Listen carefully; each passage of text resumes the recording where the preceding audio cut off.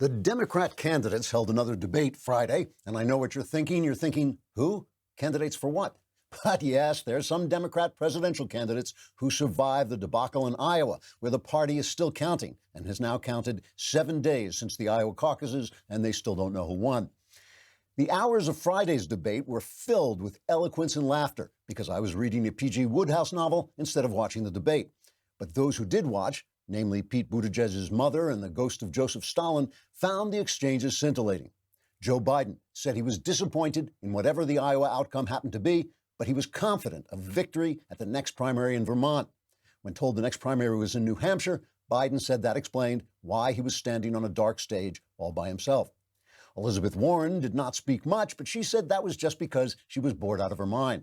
However, she did promise that she would never start a war unless she first took the advice of the young transgender multi-ethnic handicapped person whom she planned to put in charge of the Joint Chiefs of Staff because she wanted to see the comical looks on the other chiefs' faces when our country was conquered by Lithuania.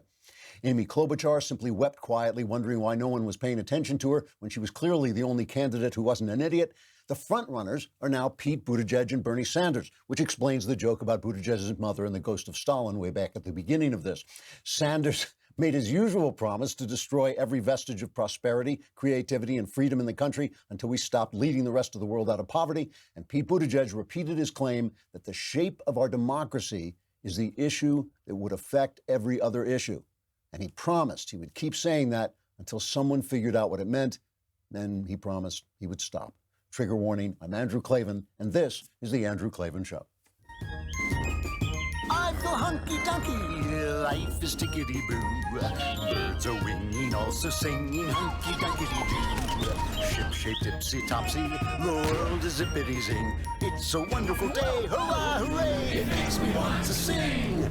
Oh, hurrah, hooray! Oh, hooray, hurrah!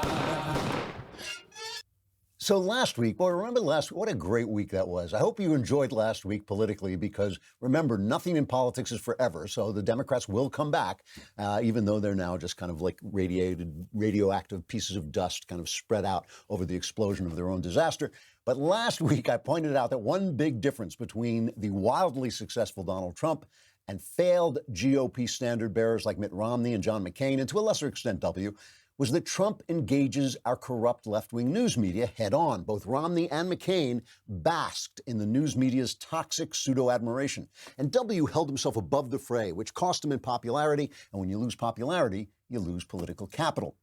For the Democrats, the news media acts like one of those video game robots that hovers above the battle and creates a shield around the enemy. You have to destroy the robot before you can destroy the enemy. You can't just shrug the media off like a lot of conservative commentators do. They say, yes, the media is left-wing. What can you do? Not enough. You got to go after them. The press doesn't just lie. It creates a cloud of opinion, an atmosphere. In the case of Republican presidents, it creates an atmosphere of panic and disaster. It wearies and worries the public over every trifle. If everything a Republican says or does is a scandal, you have to sit around and parse every word and action. Was that right? Was that wrong? Well, maybe he did. That accusation is false, but you're always talking about it. That's why you had serious, intelligent people actually debating this Ukraine nonsense as if it mattered. It never mattered. I said at the beginning it didn't matter, but you had to talk about it because the press created an atmosphere in which it seemed to matter. In a perfect world, sure, maybe Trump should have been more careful with his words when he was talking to the president of Ukraine. But in a real world where Barack Obama unleashed the IRS on his political opponents without any consequences whatsoever, the Ukraine conversation was not even a moral glitch, which is another thing the press does. The media places Republicans in a moral context while allowing Democrats to act politically. That's the trick Romney fell for when he voted to convict Trump. The press judges Republicans on whether they're acting rightly before the throne of Almighty God. It judges Democrats on whether they're acting effectively in a political situation. They're absolutely shocked when Mitch McConnell uses a perfectly legal political technique to hold up an Obama court appointment. Oh, he's being immoral. But they're absolutely delighted when Obama does dirty deals to force Obamacare down the country's throat with no Republican votes. That's effective politics. All politicians should be required and pressured to act legally and without threatening our Constitution and our freedoms. After that, Policy and morality are pretty much the same thing. They're there to do a job. If they do it well, the country thrives. That's good. If they don't do it well, the country suffers. That's bad. Urged on by the press, never-Trumpers have the sads because Trump is not a nice man. And you know what? He's not a nice man. But he was made necessary by the fact that the never-Trumpers never understood or confronted the power of the press. They say Trump lowered the tone of American political discourse. It's simply untrue. Democrat politicians didn't have to bring down the tone because the press brought it down for them. The press relentlessly called us racist, phobic, worse than Hitler. They created an atmosphere in which all Democrat pals had to do was smile and nod while we took it in the head. Mean Mr. Trump became necessary because conservatives stood by and let the culture demonize ordinary Americans and the American founding. They want nicer presidents. They have to take the culture back. And Trump's victorious assault on the news media has given them a great place to start. That's what they should be paying attention to. We're going to talk about that. We're going to talk about the Oscars. We've got to talk about the Oscars. I want to talk about them hopefully in a different way than most people are talking about them, but we got to talk about them because they're part of the atmosphere. The Oscars and the movies are part of the atmosphere that I'm talking about, and we'll talk about where the Democrats stand now and what the press is waking up to, because the press put the Democrats in the position that they're in. But first, let's talk about me and what great meals I had over the weekend. I had some terrific meals over the weekend, some of them at excellent restaurants, but some of them right at home with Fairway Meats. Fairway's premium beef and all-natural pork is raised by family farmers and sourced straight out of corn country and hand-cut by Fairway employees, giving you access to the highest quality meat in America. Each and every cut is done by their highly experienced team of butchers, from ribs to ribeyes, pork chops, and beef tenderloin. They have every style and cut your kitchen can handle. All you got to do is visit fairwaymeatmarkets.com, select your favorite meat products, stand by your grill, waiting patiently, and then cook them up, and it is good stuff. And this week, my listeners can get the Heartland package, which is valued at $230 for just $99.99, plus free shipping when entering Klavan at checkout. The Heartland package includes 8.8-ounce all-natural boneless pork chops. Those are really good. 6.8-ounce USDA choice ribeye steaks, also excellent. 1 mouth-watering side dish, loaded potato bake, gourmet cheesy corn, or brisket baked beans, which I haven't tried yet but sound great. That's more than 50% off the best meat in America, plus free shipping. That's fairwaymeatmarket.com, promo code Klavan, and look for the Heartland package. Again, that's fairwaymeatmarket.com, promo code Klavan, and look for the Heartland package, and you will know at the end of your meal that you know how to spell Klavan. K-L-A-V-A-N, there are no easy. There are no easy things. That's just what I was going to say. And by the way, now that you know how to spell Klavan, go on Amazon, spell Klavan, and pre-order The Nightmare Feast. The Nightmare Feast is book 2 in the Another Kingdom trilogy. You listen to it, but you can read it. You can have it at home. The editions are absolutely beautiful. You can buy Another Kingdom, and you can pre-order The Nightmare Feast, which is out in like 2 to 3 weeks. And it would be really helpful if you do. That would move it up the Amazon ranking. Yes, definitely. That will move it up the Amazon ranking, which is incredibly helpful for me. You know, again, we have to enjoy this past week, as I said, because this passes. The press is going to come back. The Democrats are going to come back. But right now, they are in utter disarray, and the press put them there. I just want to flash back for a minute to what was happening before the impeachment even began. This is cut number 23. This is just a montage of what the press was doing to Democrat politicians. So in terms of impeachment, are you taking action, working with Republicans, or doing anything that would actually move that agenda forward? Do you harbor any hopes that you will find a conservative legal mind to match your desire to proceed with impeachment? I think he can be looked at and perhaps even charged with obstruction of justice. I think that... So you mean impeachment proceedings? I beg your pardon? You mean impeachment proceedings? Impeachment originates in the House. House leadership and the Republican Party has shown no interest in that and seems like it's the furthest thing from their mind. You think that's going to change? Are you suggesting that President Trump should face impeachment? No, I'm not suggesting that. Congressman, what is your case for impeachment? But now we're talking impeachment. Do you think this is a bridge too far? Yeah, what do you think of this impeachment possibility? What's more needed to prove obstruction of justice than the president fires the guy coming after him after asking him to drop the case? What more do you need? Is that impeachment is the remedy. I mean, the president can't... It's the only remedy. It was all bullshit. Donald Trump pronouncing on it, it all was. And now the Democrats are suffering, and now the press is going, what happened? What happened? The press happened. Even the press doesn't always understand what it does, right? It just does it naturally because they're all on one side, and they never talk to the rest of us. They never talk to the rest of us. They never really listen to Fox News except to attack it. They don't understand that we do hear them because they're everywhere, because they're in Hollywood, because they're the Oscars, they're the news media, they're the Academy, they're everywhere. So we hear them, but they don't know what we're talking about, and it always takes them by surprise what ordinary Americans are up to. And that's why I'm going to start. I'm going to start by talking about the Oscars, because the Oscars show you what they are up to. Now, I'm going to be honest with you about the Oscars, all right? I didn't watch the Oscars when movies mattered. I mean, now only really TV is where the best work is being done, but I never watched the Oscars. And the reason I don't watch the Oscars is because giving prizes for art doesn't mean anything. You know, what it really is, when you give a prize to a work of art, the establishment, the artistic establishment, is telling you what to pay attention to. When you have an artistic establishment that cares about the people that it's serving, namely the public, the reading public or the movie-watching public or the TV-watching public, then they're helpful. They're telling you, yeah, this is something that's really good. Critics watch a lot of movies. They learn a lot about movies. They know how movies work. They know how novels work and so on. When they are telling you what is good and what you maybe should look at, frequently they're going to hit the movie that was the best movie and that you want to see. And you go out and see it and say, wow, that really was good. Maybe I didn't think to see that until it won the Oscar. That's not true anymore. Once an art form becomes moribund, as I've said a million times, once an art form starts to die, it divides into popular entertainment like the Marvel comics that is kind of empty of moral content and thematic content. You sit around going, but it's really about good versus evil. That's stupid. Okay, that's a stupid thing to be about. It's not about the complexity of life. It's not about eros. It's not about thanatos. It's not about life and death, sex and death, the things that people think about. It's just about people flying around punching each other.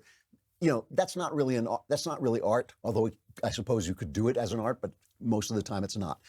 Then you have these tiny little pictures that make intellectuals happy and that put forward what the intellectuals are thinking about, which at this point is far left woke nonsense that is essentially racism reborn in the form of an intellectual theory. Look, here's the deal. Get your words straight, Jack.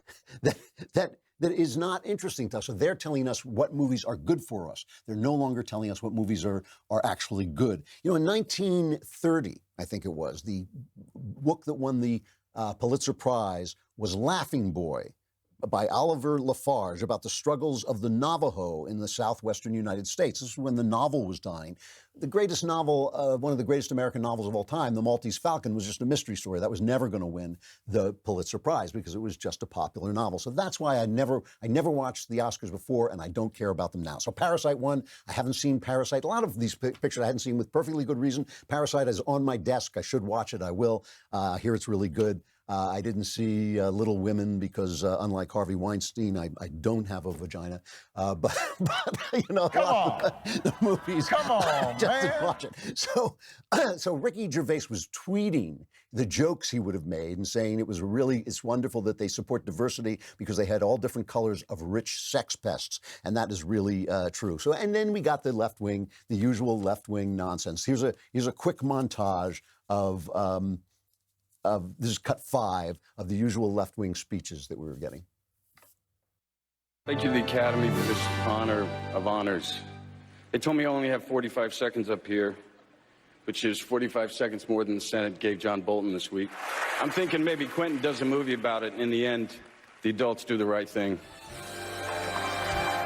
As Mindy noted, animated movies are loved everywhere. In fact, Frozen 2, or as climate change deniers call it, not Frozen 2, has been dubbed in 45 different languages, which means there are so many great versions of Elsa.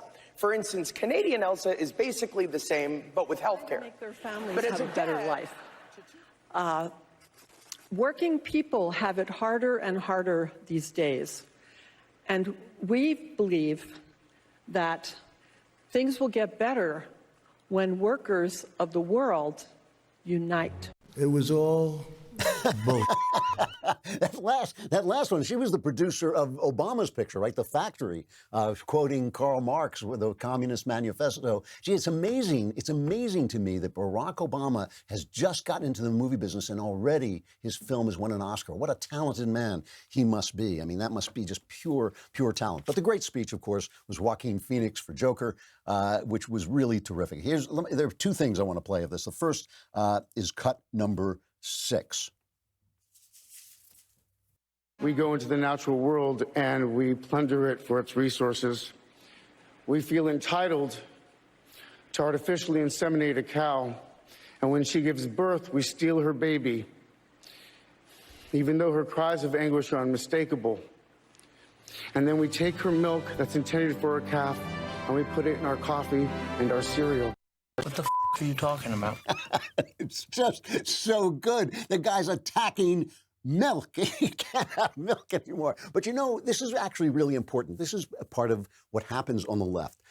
You know, I've been trying to get this across, that all these things come out of theories, and a lot of these theories originate with Karl Marx. And part of what Karl Marx did, along with Sigmund Freud, is that they told you that you didn't actually have a self. Your self was a creation of systems that were designed to uphold the power structures. So Karl Marx said, if you thought like, hey, you know, I like my bourgeois life, I like going to work, I like having a wife and kids, and this is a good thing, or a husband and, you know, having a home and all this stuff. If you like all that stuff, you are a victim of false consciousness created by the powers that be to keep you in your place. There's no you. It's not you liking something in the context of the culture into which you were born. It's a false consciousness. And this is now developed to the point where there's no such thing as women. There's no such thing as men. Yuval Harari, in his book *Sapiens*, writes that he talks about not women, but about humans possessing wombs. And he says, quote, only the myths of her society assign her unique feminine roles. But then just like Joaquin Phoenix, which is just nuts if you've ever met an actual woman and think like, oh yeah, it's just myths that create her feminine roles. However, just like Joaquin Phoenix, Yuval Harari talks touchingly about the motherhood feelings of lambs and sheep, and he's talking about cows. People who deny the humanity of human beings love animals. And I love animals. I'm not trying to attack animals. I'm not saying we couldn't treat animals a little better. I'm not saying that at all. But first, let's try and treat people a little better, because people are more important. They do not believe that your humanity... How dare you? They don't believe that your humanity or femininity exists, but they believe that the femininity and the motherhood of a cow exists. If you're as a mom and you say, oh, I want to take care of my family, that's nothing. But if we take the milk away from a cow, wow, oh wow, the cry of anguish. And then a lot of people, even on the right, were praising Joaquin Phoenix for this remark. This is cut 7. I've been a scoundrel in my life. I've been selfish. I've been cruel at times, hard to work with, and ungrateful. But so many of you in this room have given me a second chance. And I think that's when we're at our best. When we support each other, not when we cancel each other out for past mistakes, but when we help each other to grow, when we educate each other, when we guide each other towards redemption. That is the best of humanity. See, it was all bull. So people are saying, oh, this is good. He was against cancel culture. But no, see, he wasn't against the rules of cancel culture. He's saying you shouldn't be canceled. You should be educated. You should be educated in the left's principles. So in other words, if you believe, for instance, that homosexuality is a sin, you shouldn't be canceled. You should be educated and uplifted, and then you can be forgiven for going along with the gang. But that's exactly wrong. See, that's the atmosphere. This is how we get caught up in their atmosphere. When we start saying that that's okay, they should stop canceling people altogether for their opinions. They should stop canceling most people for their actions as well. I mean, I don't like people being thrown out for things they did 30 years ago. But the point is, no.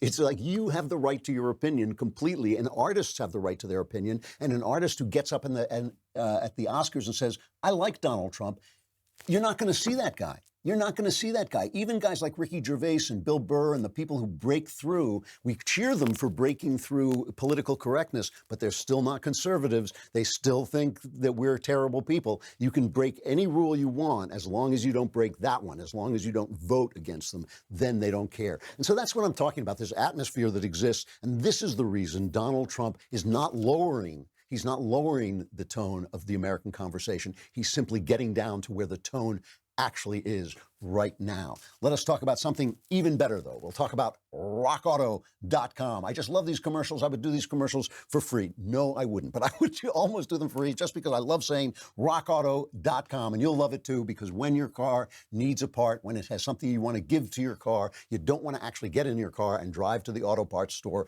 and talk to somebody who knows just as little about auto parts as you do and has to look at a computer. You can look at a computer if you go to rockauto.com, and they have everything you could possibly want. Brake parts, tail lamps, motor oil, even new carpet, and they have it for all different kinds of cars, old cars, new cars, whatever you need, it is there at rockauto.com. Their catalog is unique and remarkably easy to navigate. You can see all the parts available for your vehicle, choose the brands and prices you prefer. You get amazing selection, reliably low prices, all the parts your car will ever need at rockauto.com. Go to rockauto.com and just keep saying that because it's so much fun right now, and see all the parts available for your car or truck, and write Klavan in their "How did you hear about us" box so they know we sent you, and they know you know how to spell Klavan. There are no easy things.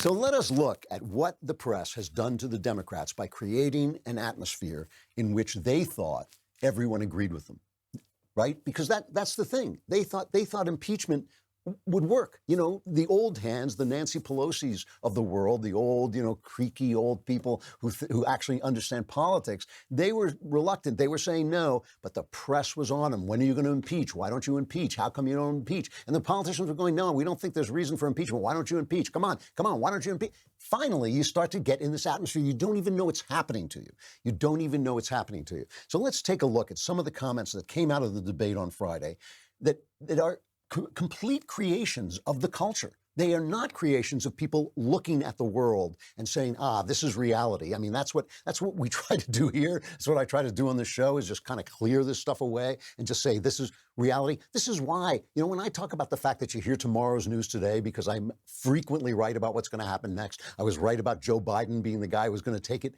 in the neck from this Ukraine thing. The minute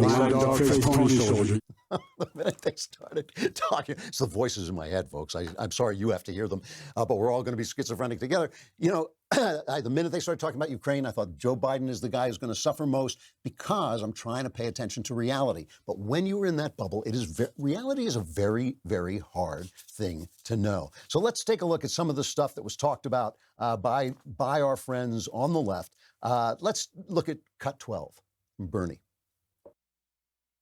We have a racist society from top to bottom, impacting healthcare, housing, criminal justice, education, you name it.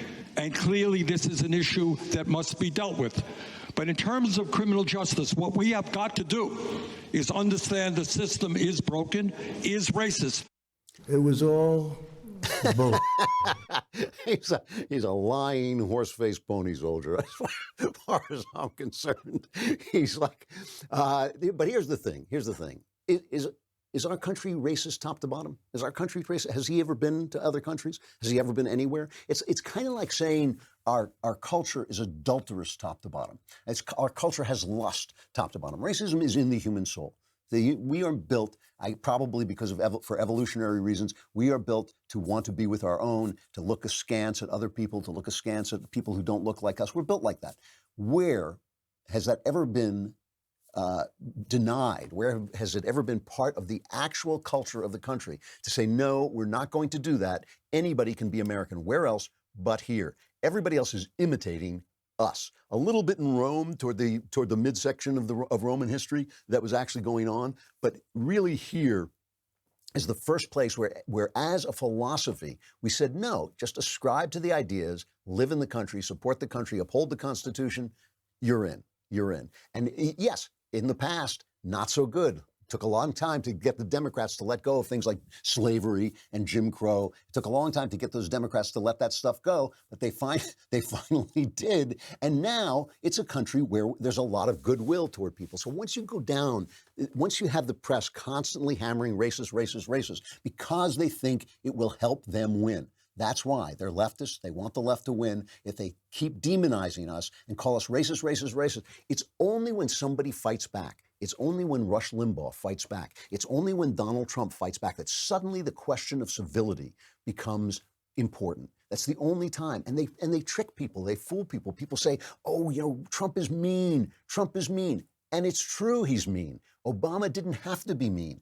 Why? Because the atmosphere that he was walking in was, ooh, Obama. That was the atmosphere Obama was in. Obama was like, ooh, little pink clouds of Obama. It's wonderful. It's great. Come on. So Obama could smile and, everything was fine and everything was great. Trump has to fight. He has to fight. And we needed a guy like Trump to do the job that Trump is doing. Trump's policies, are not that far right. He's not a far right politician. They keep calling him an autocrat and a dictator. When? Where? What has he done? When has he ever defied the courts, for instance? When has he ever defied the law? Never. They just keep saying that he does, but he doesn't. When has he ever been racist? Black people, minorities are thriving in the Trump economy, and he's proud of that, and he keeps touting it because it's true, right? It's all this atmosphere of lies, and the reason the reason we needed a guy who would be the way Trump is, that's the right way to put it. We needed a guy who would be the way Trump is, not nice, is because of that atmosphere that is constantly making you feel that you are the bad guy, that you're sinning against God, but they're being politically effective, and that's okay.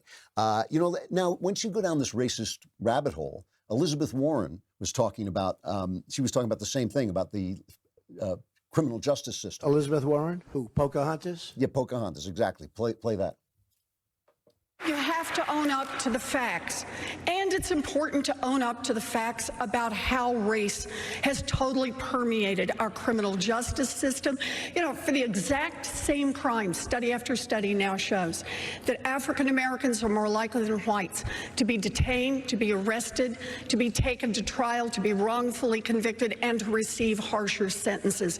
We need to rework our criminal justice system from the very front end on what we make illegal all the way through the system and how we help people come back into the community.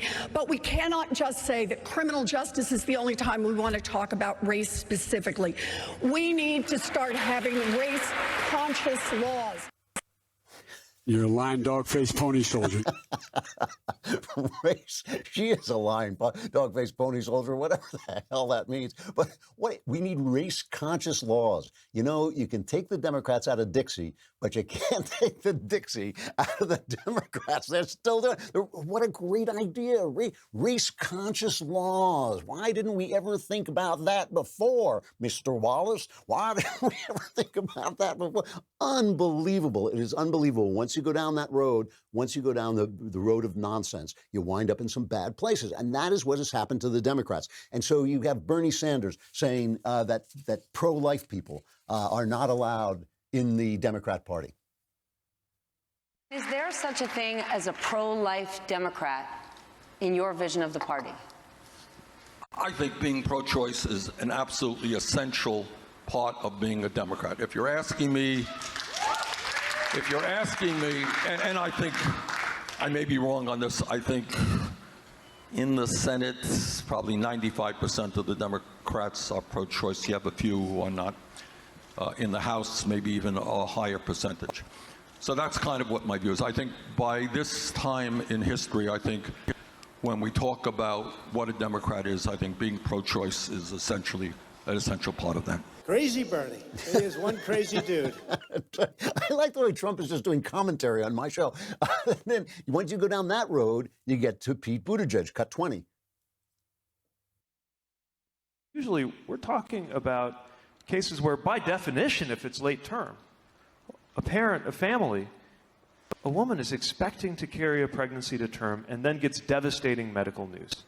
Something about the life or health of the mother or the fetus that creates an unthinkable decision. And in those situations, what we know is that decision will not be made any better medically or morally because it is being dictated by some government official. Alfred E. Newman. So now he's in favor of, killing babies basically the moment before birth. He's putting it in this crisis mode, but that's not the way it usually happens. That is not, in fact, what most late-term abortion is. Very, very, very rare nowadays that a woman's life is threatened by a pregnancy. That is a very rare occurrence. So he's just talking about killing kids. And of course, once it's all right, why shouldn't you? Once it's all right, why shouldn't you, like Peter Singer at Princeton, why shouldn't you be in favor of killing infants and toddlers who are not doing well or who are somehow not what you wanted? You know, once you go down that road, you are there, and that is the atmosphere the press has created, that it was all right to go down that road, that this was fine. You know, every single one of them, I think every single one, maybe except Klobuchar, who probably is going to start to rise as people notice that she's the only one who's not crazy. They all said that Trump shouldn't have killed Soleimani, shouldn't have killed him. It's not a good idea. You know, you can't just go around assassinating political leaders. You know, as if the guy were like a statesman. He was a terrorist. He was a terrorist employed by a terrorist government. Of course you can kill him. You know, but they're all in that atmosphere. So now you've got these guys who faced the State of the Union. They faced Donald Trump's State of the Union. Economy doing well, military doing well. Here are some people who are succeeding. Here's some stuff that's going great. People are praying again. People are not being demonized for their beliefs. And all they've got is these guys, and these guys were created by the press. And that press shield, that little robot video game shield, has surrounded them all this time until now. And now suddenly we see them. Now suddenly they're right in front of us and there's nothing to protect them. And the shield is gone because of Donald Trump. And that's why we needed a mean man like Mr. Trump. All right, listen up. This year, as you are probably well aware, this year is going to be absolutely bonkers. It's already bonkers. The Democrats keep trying one way or another to get Trump out of office. One of these days, they may actually try an election. That would be interesting. So you can stay informed on all things 2020 and get 20% off all new memberships at Daily Wire. It's 20% off all new memberships when you use the promo code DW2020. Members get our articles ad-free, access to all of our live broadcasts and show library, the full 3 hours of the Ben Shapiro Show, select bonus content, access to the mailbag, and now election insight op-eds from Ben. Plus, our new all-access tier gets you into live online Q&A discussions with me, with Ben, Matt Walsh, Michael Knowles, plus our site's writers and special guests. With everything going on, you can turn to us for answers, and we will give them to you, and they will be correct. And you can download the Daily Wire app, which is great, by the way. It's a member exclusive, so you can get push notifications straight to your phone. Again, that's promo code DW2020 for 20% off. Join today and stay informed on all things 2020. We'll keep talking in just a minute, but I got to say goodbye to Facebook and YouTube. It gives you a chance to go to dailywire.com and subscribe.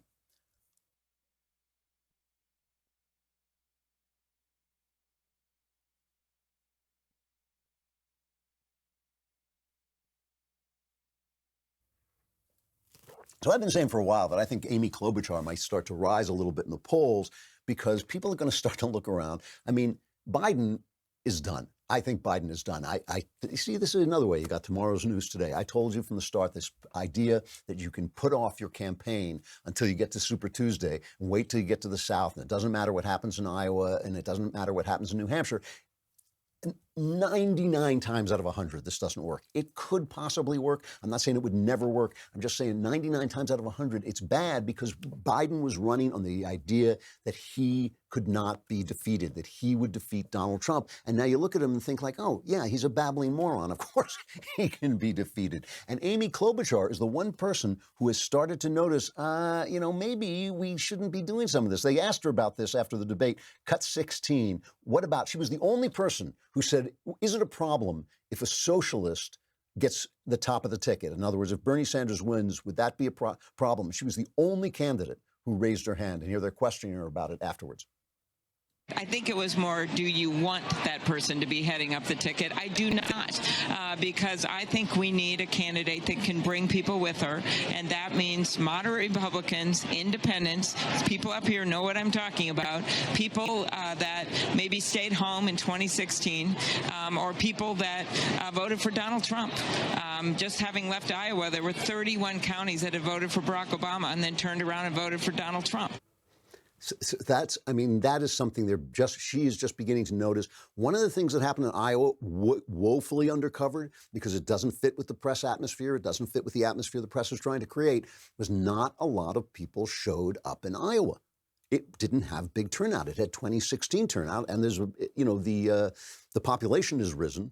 And they basically turned out at the level of Hillary Clinton, and it was lack of enthusiasm that killed Hillary Clinton. It was lack of enthusiasm that really did her in.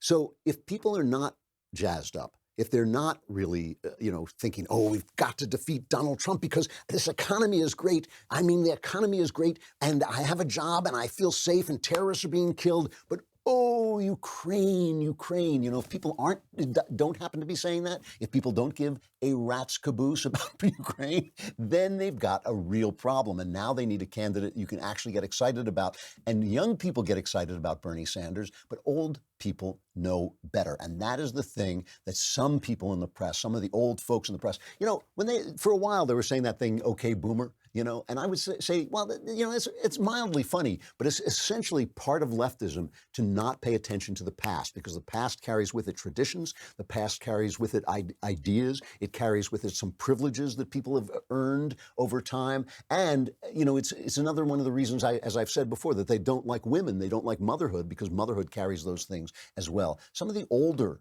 people in the Democrat Party are beginning to catch on. Here is Chris Matthews, talking about what would have happened if the socialists had won the Cold War. And he sounds remarkably like Billy Whittle, who was talking about the Cold War. He's saying almost the exact same thing that Bill was saying when he was here last week.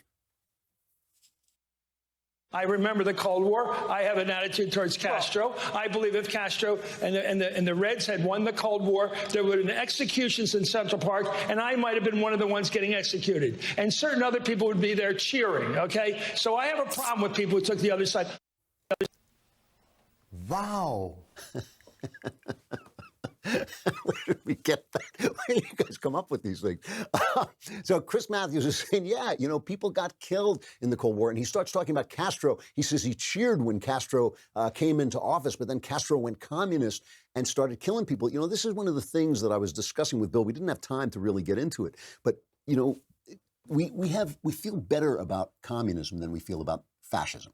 Fascism, if people walked around with a Hitler T-shirt the way they walk around with a Che Guevara T-shirt, somebody would say something to them right away. But you can walk around with a mass murderer like Che Guevara on your T-shirt and everybody thinks it's fine. Why? Well, the reason is because we're a Christian culture. We're a culture that was formed by Christianity. And there's something at the base of communism that sounds like Christianity. Take care of the poor, spread the wealth, make sure everybody's taken care of. That has a Christian ring to it. And so we don't immediately back up and say, whoa, wait, why is the government stealing my money? Whoa, how come the government gets to decide how the money I earned is spent? Doesn't that sound a little bit like slavery, where I do the work and somebody else takes the money? But we don't think about it because of that Christian tinge that is on communism. The problem is that underlying thing that I talked about before, earlier in the show when we were talking about the Oscars.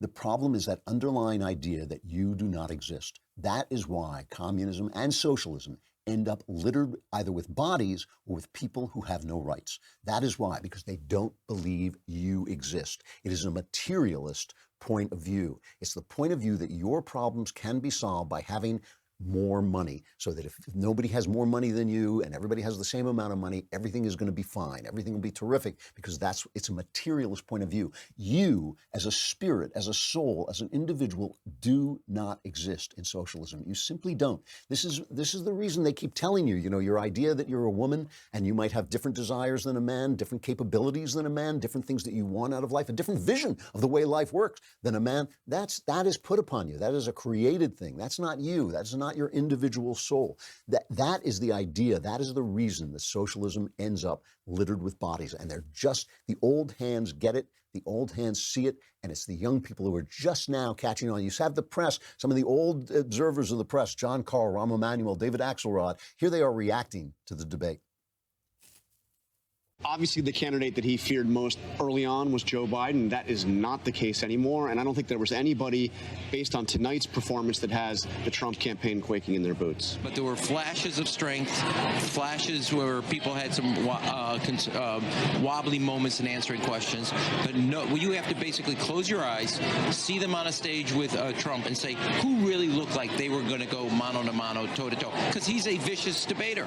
We saw what he did with Hillary. And so that's my concern as a Democrat, is we're not there yet, and we have a ways to go. If you were Donald Trump and watching this debate, how would you feel about it?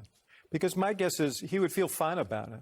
I don't know that he saw stuff on that stage. I think a lot of the debates that were going on, the Medicare for All being one of them, were ones that he would welcome. The absence of discussion of him trying to kill the Affordable Care Act was something he would welcome. This is an amazing thing. You know, the video game I was thinking of when I was talking before about the robot with the protective shield was Gears of War, which is the one I finished recently, Gears of War 5, where you'd have these horrible monsters come at you. And the monsters would come at you, and you'd shoot the monster, and nothing would happen. And then you'd realize there was a little robot hovering over the monster, and the robot was shining this umbrella of light down around the monster, and your bullets couldn't pierce through that shield. So you had to aim at the robot, kill the robot, and then you could kill the monster. This is what's happening. This is the Democrat Party the press created. This is a Democrat Party that grew in the hothouse that the press created, where the sun was always shining and there was always enough water for leftist ideas. It was always good for leftist ideas. And the only thing is, they were all talking to one another. They were all talking to themselves, each other, and they thought they could destroy us by basically canceling us. They wanted to cancel us. They wanted to say everything you say is cancelable. You will lose your job if you say that men are different than women. You'll lose your job. You'll lose your ability to support your family if you come out and say that simple truth. If you have problems with homosexuality, sure, what was it? 8 years ago, it was, Obama could have problems with homosexuality, but nope. It turns on a dime. Once we've won that battle, you are a demon and you will be canceled if you say it. They thought they could do that. They still think they can do it. And they don't understand. That's why they don't understand why they can't bring Trump down. And it's why the never-Trumpers get this wrong. It's why the never-Trumpers get this wrong. Because listen, you've listened to me. I don't hide it. I don't like Donald Trump as a person. I don't sure I have Donald Trump in my house. But I understand that he is the guy. He is the guy we needed in this moment, because they had created a world where only a bad guy would speak the truth. Only a guy who didn't care about good manners. They made good manners and leftism synonymous. They made it unmannerly to say, hey, you know what, I have religious objections to this, or hey, I happen to notice that maybe it's not the criminal justice, maybe it's the fact that there's more crime in the black community than there is in the white community. Maybe that's why the cops act the way they are. All those things, all those truths couldn't be spoken. And when only a jerk is allowed to speak the truth, only a jerk will speak the truth. And that is the thing, that is the reason that never-Trumpers and all conservatives should understand what Trump has accomplished, the main thing he has accomplished. Job one is bringing down the robot that creates the shield, is bringing down the press, which created a world in which, as I said, the Democrat politicians didn't have to be mean, because the press was mean for them. He did not lower the tone of our conversation. He simply got down in the mud where the tone already was. Let me end with a final reflection. I got to show you something that really got to me. I don't let the press get to me too often, but this is not even from America. This is from an Australian Today show. And they found on Facebook a lady who was talking about how hard she works for her family. And this is the way they reported it. I want to take you back to the 1950s, or at least that's what I thought when I read this Brisbane mum's Facebook post. Brooke Smith shared her routine online. Here's what she said. I always make sure I don't go to bed until everyone's lunches are packed, their clothes are set out for the next day, including my husband's, and the house is clean, dishwasher is on, and a load of washing is on. I always get up early, 4:30, with my husband to make his breakfast and coffee. Go, Brooke. Whatever. I tell you what, though, Chris, a lot of people online are saying, well done, are praising her. Who? Who are these people? Oh, has he hypnotised her or something? Who does this stuff? Making his breakfast and then putting his clothes out of a night? Is he disabled or something? Like, seriously. Like, get a grip. Get off your bum and do stuff yourself. And the guy's laughing. Who are these people? He says, who are these people? Let me just clear away the fog, clear away the atmosphere, and look at reality. The people who were talking just there, what do they do for a living and for whom? They spew banalities into a camera, into a television camera, for people who would fire them in a heartbeat if their ratings dropped. For people who would say, I hate to let you go, mate, but, your ratings dropped a point and you're out of here and we're putting on a game show. That's what they do. Here's a lady who works extremely hard, not for money. She works for the people who love her and who will be shaped by her and who will actually hold her in reverence and in their hearts forever because she gave them a life that no one else could give them. She did it. She didn't do it for money. She did it out of love, and she did it for love, and she did it through love. You know, when you make somebody coffee, that ain't coffee, that's love. When you make somebody dinner, when you make a home for somebody, it's not a house. When people say, oh, a housewife, right? I like the term homemaker instead of housewife, because when you keep a house for somebody, you make a home for somebody, and that's an act of love. Materialism is at the heart of leftism. Materialism was always at the heart of leftism. It is in Marxist theory. It is there from the very beginning. And in a materialist world, you don't exist. You are a creation of a power structure. You tell me whether you exist or not. You tell me whether your dignity comes from breaking through the power structure or from doing the things you love for the people you love and with the people you love. You tell me where it is. If you don't want to exist, if you don't want to be free because you're not there, if you don't want to be free because you don't exist, then you should be voting for those. You should be voting for Bernie Sanders. But if you think maybe there is something about you that is everlasting and real, and it gets its dignity from finding its way through freedom and through personal responsibility, then maybe you want to stick on the road we're on right this minute. All right, I will be back tomorrow. I'm Andrew Klavan. This is The Andrew Klavan Show.